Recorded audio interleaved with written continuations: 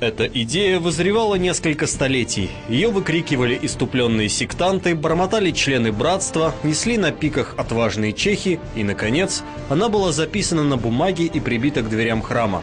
Идея гласила: время перевести священные писания на современный язык, время отменить безбрачие священников, время упразднить налог на церковь, десятину. Все эти требования и породили реформацию, религиозное движение, которое перевернуло политику, экономику и культуру всей Европы. Быстро, ярко и яростно реформация расцвела и на землях Альборутении, Белой Руси.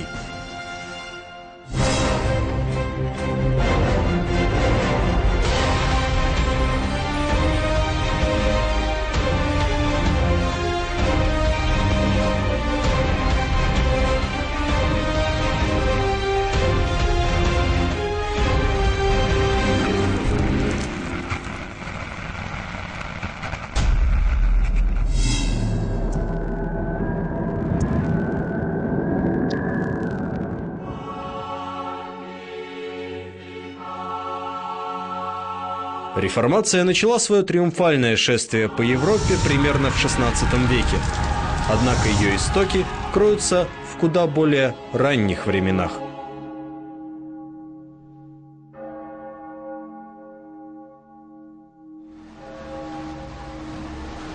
Еще в конце 13-го столетия в Северной Италии появилась новая христианская секта. Так называемые апостолики проповедовали возвращение к апостольской простоте и провозглашали, что тот, кто обладает собственностью, никогда не достигнет спасения. Участники секты критиковали церковь за то, что она благословляет социальное неравенство и вмешивается в суетные дела держав.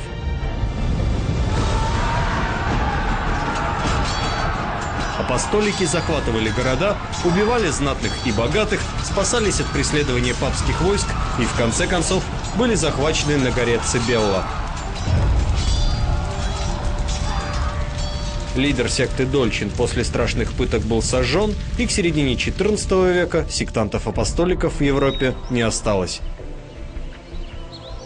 Их идейными продолжателями стала община лоллардов. Лоллард в переводе с нидерландского означало «бормочущий».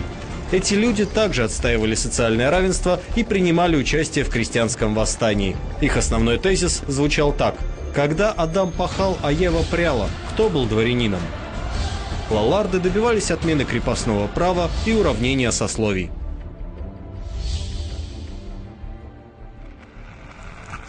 Постепенно, вот как клубника спорами, вот эти вот идеи о социальном равенстве, о прямом сообщении человека с Богом, о невмешательстве церкви в дела государства и в личные дела, постепенно эти идеи они прорастали то в одной стране, то в другой, но постепенно, неумолимо это все разрасталось по всей Европе.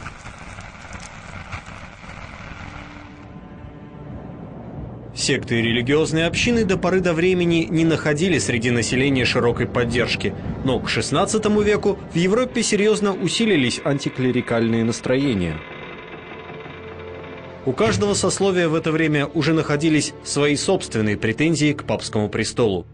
Например, у европейских монархов к тому времени уже сложились национальные государства, в которых короли ощущали себя полновластными хозяевами. Они не хотели делиться властью и были недовольны тем, что Ватикан постоянно вмешивался в их дела.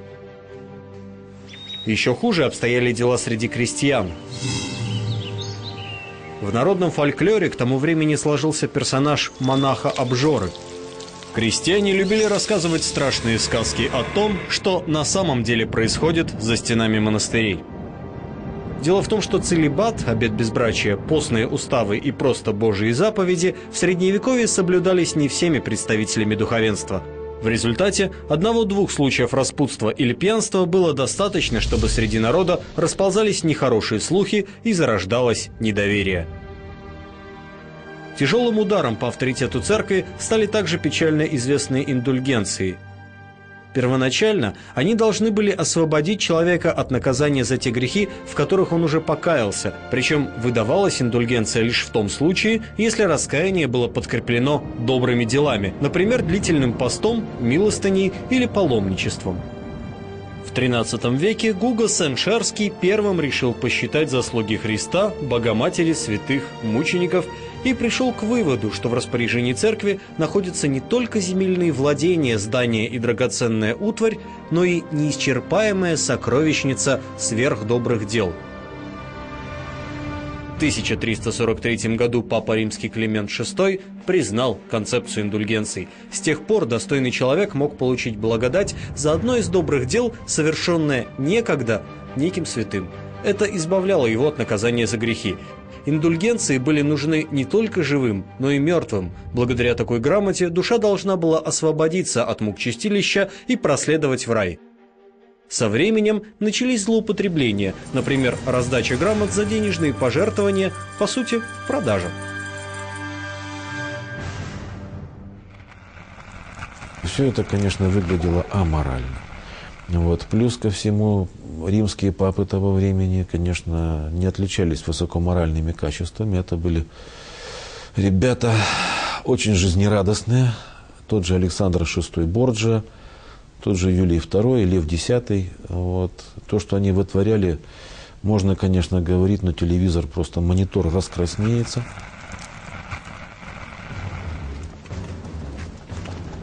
Саксонский монах Иоганн Тецель из города Глагау вошел в историю европейской реформации как последняя капля, которая переполнила чашу терпения.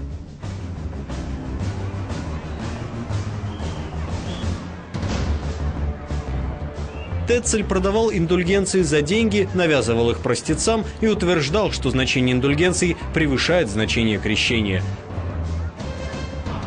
31 октября 1517 года богослов Мартин Лютер подходит к дворцовой Виттенбергской церкви и гвоздями к ее дверям прибивает свои знаменитые тезисы.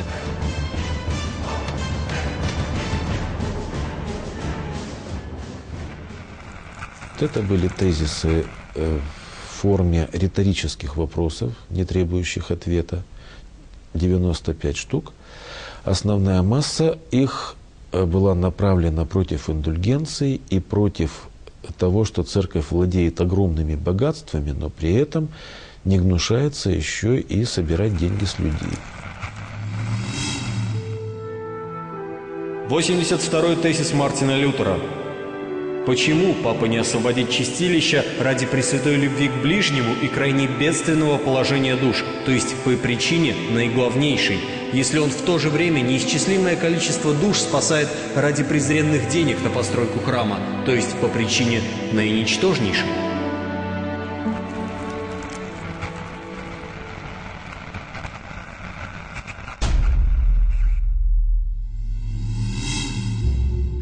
Современного человека вряд ли впечатлят сентенции о панихидах, церковных правилах покаяния и отмене папских булл. Однако во времена Мартина Лютера это были слова на злобу дня, и они задели каждого. Как пепел по воде, 95 тезисов моментально распространились по всей Германии. Через несколько месяцев они уже переведены на основные европейские языки. Реформация победно шествовала по Европе. Через 3 года Папа Римский Лев X предаст отца реформации анафеме. Лютер публично сжег папскую буллу о своем отлучении от церкви. Здесь же он объявил, что борьба с папским засилием является делом всей немецкой нации.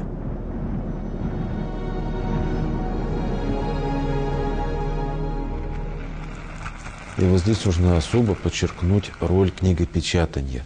Все-таки, опять же, если бы не начавшаяся эпоха книгопечатания, возможно, бы реформация и не имела бы такого бурного распространения.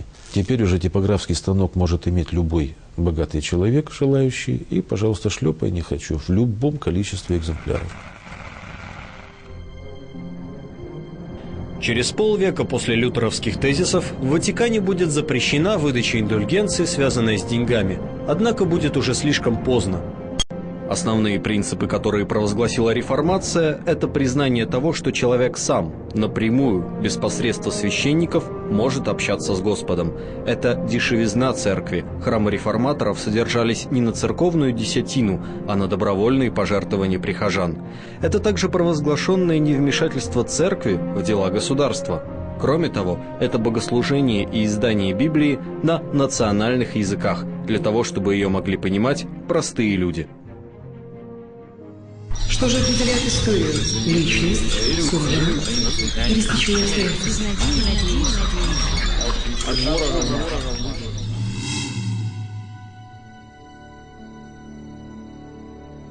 На тэрыторыі Альбертэнії, Белай Русі, таксама быў распаўсюджаны недавер да маральнага аблічча духавенства. Паўсюль чуліся абвінавачванні ў п'янстве і хцівасці.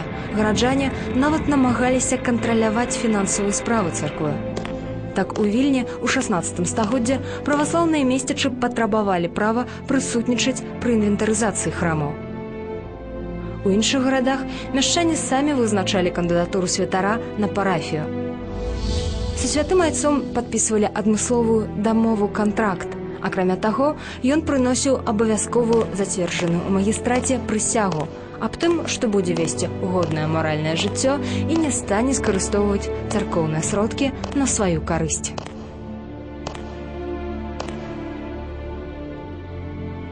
На землях Альбертэнії таксама існавалі антыклерыкальныя настроі, а значыць, мясцовая глеба была гатовая для ўспрымання рэфарматарскіх ідэй.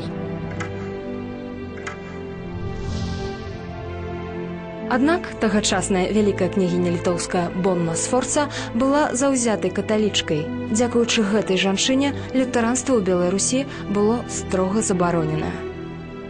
Аднак, калі перамены выспяваюць, то асобныя людзі, нават манархі, не могуць перапыніць плынь гісторыі.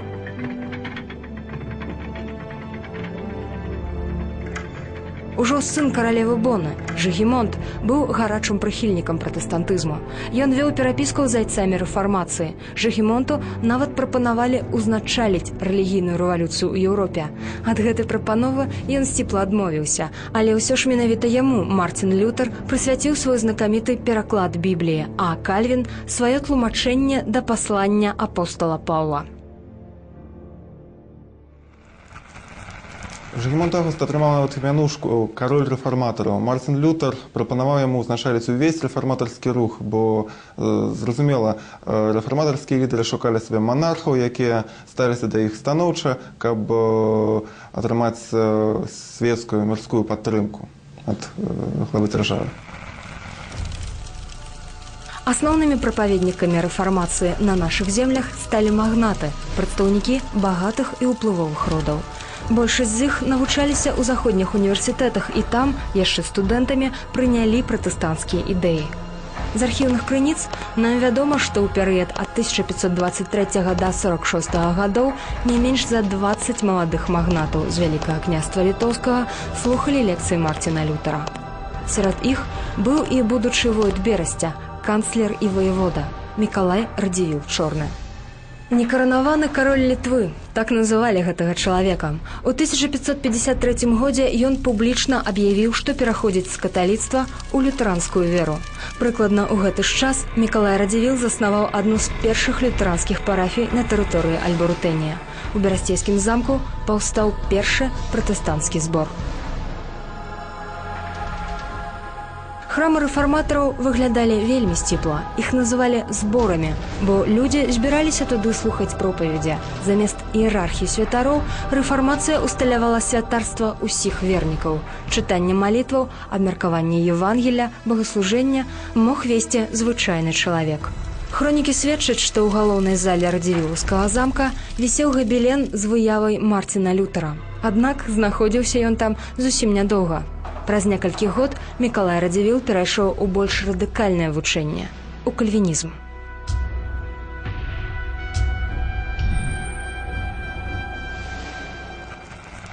Кальвінізм – гэта адзін з накірункаў пратэстантызма. Ён быў заснаваны былым тэолагам Жанам Кальвінам. Ён адрозніваецца ад лютэранства больш радыкальным падыходам да жыцця. То есть, калі лютэранін, напрыклад, яны імкнуліся ўбраць з жыцця, з царкоўнага жыцця і светскага тое, што супярэчыць Бібліі, то кальвіністы імкнуліся ўвогуле збавіцца ад таго, што не было згадана нават у Бібліі. Ну, напрыклад, яны маглі быць праціўнікамі тэатраў ці школьнай вопраткі. Рэфармацыя на Беларусі распаўсюдзілася неверагодна хутка. Нават фасон сукенак не мяняўся з такой маланкавасцю. 16 гадоў мінула з часоў, калі першы беларускі магнат перайшоў у лютэранства, і вось у сенаце засталося толькі 2 каталіка. Усе астатнія былі пратэстантамі. Да рэфармацыі далучыліся як каталіцкія, так і праваслаўныя роды Альбрутэніі. Хаткевічы, Валовічы, Сапегі, Вішнявецкія, Агінскія, Тышкевічы, Горскія і іншыя. Нават каталіцкі епіскап Мікалай Пац прыняў кальвінізм і адмовіўся ад царкоўнага сана. У Навагрудскім ваяводстве з 600 шляхецкіх праваслаўных сямействаў засталося толькі 16. Пры гэтым варта адзначыць, што ў рэфармацыю кінуліся толькі магнаты і шляхта. Большасць сялян на новую царкву ўвагі не звярнулі. Пераход простых людзей у кальвіністы адбываўся пераважна ў буйных маёнтках пратэстантаў і пераважна пад прымусам.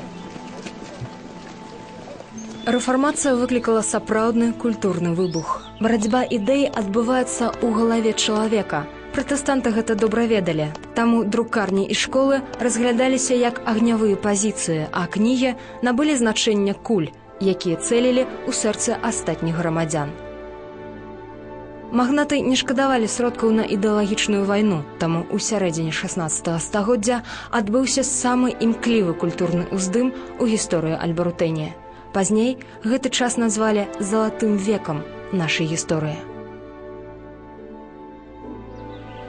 Пры пратэстанцкіх храмах былі адчынены сотні школаў, дзесяткі гімназій і шэраг тыпаграфій. Сярэднюю адукацыю можна было атрымаць у Навагрудку, Нясвіжы, Слуцку, Клёцку, Заслаўлі, Віцебску, Воршы і многіх іншых гарадах. Усе школы былі кальвінісцкімі.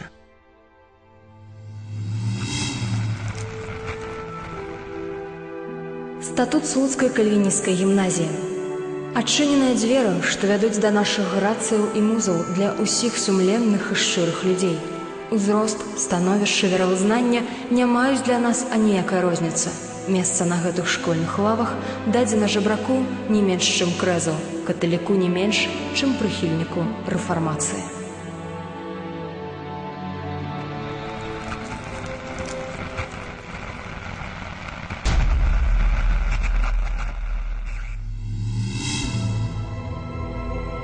Першая тапаграфія на тэрыторыі сучаснай Беларусі была адчынена ўсё тым жа Радзівілам Чорным, ізноў-такі ў Берасці. Друкарня размяшчалася на рынкавай плошчы, а запраўляў справамі ў ёй вучоны-гуманіст Бернард Ваявудка, вучань Эразма Ротэрдамскага.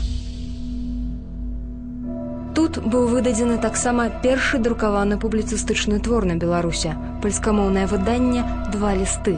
Яно складалася з перапіскі Радзівіла Чорнага і папскага нунцыя Алаіза Ліпамана. Папскі нунцый прыбыў у Вільню для барацьбы з рэфармацыяй і спрабаваў схіліць караля Жыгімонта Аўгуста да рэпрэсій супраць пратэстантаў. Кажуць, што нунцый нават прапанаваў каралю зняць галовы некалькім найбольш высокавяльможным еретыкам. Папскі нунцый вёў даволі буйную перапіску з Мікалаем Радзівілам Чорным. А магнат узяў і надрукаваў усю гэтую перапіску на лацінскай мове і па-польску. Распаўсюдзіў. Гэта быў увогуле першы твор эпісталярнага жанру, які на нашай беларускіх землях быў надрукаваны. Трэба значыць, гэтыя лісты, яны карысталіся вялікім попытам, разышліся па руках, ахвотна чыталі, і папскі нунцый з такого піяру быў вымушаны пакінуць Рэч Паспалітую.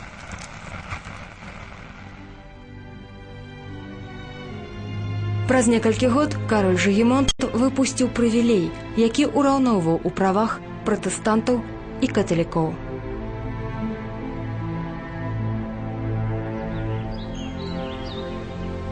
Кальвінізм, які на той час стаў пераважным рэлігійным кірункам на Беларусе, надаваў вялікую ўвагу рэалізацыі кожным свайго прызначэння.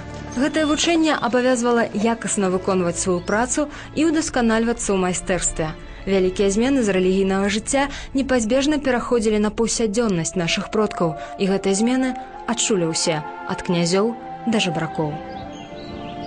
Праца селяніна – гэта зямля. Для таго, каб земляроб таксама мог выканаць сваё прызначэнне, Мікалай Радзівіл Чорны правёў аграрную рэформу, што ўвайшла ў гісторыю як валочная памера. До гэтай рэформы зямельныя надзелы ў сялян маглі быць рознымі, большымі ці меншымі. Пасля рэформы вводзілася адна базавая адзінка валока. Ну, па сённяшнім вымярэнні гэта прыкладна 21 гектар. Сялянскія сем'і атрымлівалі звычайна адну валоку зямлі. Магло быць больш, магло быць менш, але галоўнае, што іх павіннасці яны прапарцыянальна выводзіліся ад памеру, ад гэтых валокаў. Колькі валокаў, столькі павіннасцяў. Дзякуючы ёй, кожная сям'я атрымала ў валоданне валоку, прыкладна 21 гектар зямлі. Калі раней кожная гаспадарка мела свае надзелы рознага памеру і рознай якасці, то ў 1557 годзе усе зямельныя ўладанні абнуліліся. Кожны атрымаў новы вялікі ўчастак, кожны меў роўныя стартавыя магчымасці, і ўсё цяпер залежала ад яго умення і жадання гаспадарыць. Варта адзначыць, што пры гэтым павялічваліся і падаткі на зямлю, таму сялянам даводзілася працаваць значна больш, чым раней. Пры аграрнай рэформе, якую яшчэ называюць аграрнай рэвалюцыяй, былі разбураныя тысячагадовыя традыцыі вядзення гаспадаркі. Сялянскія аб'яднання распаліся, і ў большасці выпадкаў людзі пераязджалі са сваіх вёсак на новыя участкі валокі. Ім даводзілася парываць са старымі звычаямі і суседскім акаленнем. Кожны цяпер павінен быў разлічваць толькі сам на сабе.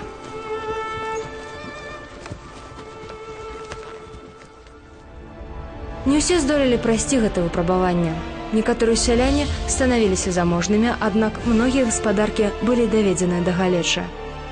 Так ці інакш, валочная памера дала магчымасць павялічыць ураджай збожжавых да таго ўзроўню, калі жыта і ячмень сталі вывозіць за мяжу на продаж.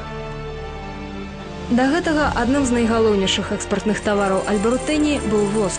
У сярэднявеччы ён карыстаўся вялікім попытам. Павага да яго была настолькі вялікай, што ён ператварыўся ў плацежны сродак. Воск быў лёгкі, добра захоўваўся, і яго можна было заўсёды прадаць. Таму часам яго выкарыстоўвалі нават замест грошай. Прынамсі, так было, пакуль у Еўропу не прыйшла рэфармацыя. Воск быў патрэбны для вырабу царкоўных свечак, а ў кальвінісцкіх храмаў свечкі не былі патрэбныя. Таму з часам пакупнікаў воску стала менш, а цэны на яго упалі ў 2,5 разы. Гэтаму не маглі не ўзрадавацца гарадскія жабракі. Справа ў тым, што яны разлічваліся воскам за штрафы. Калека ці убогі, які жыве міласцінай, павінен быў заплаціць паўфунта воску за п'янства, свавольства ці распусту па карчмах. Таксама жабракам забаранялася спяваць раніцой, а выкананне непрыстойных песень забаранялася ўвогуле, у любы час сутак. З прыходам кальвінізму на землях Альбарутэнії амаль знік інстытут юродаў. У гарадскім асяродку жабракі больш не разглядаліся як каштоўнасць ды ідэал хрысціянскага жыцця. Цяпер жабраком можна было стаць толькі пры страце працаздольнасці.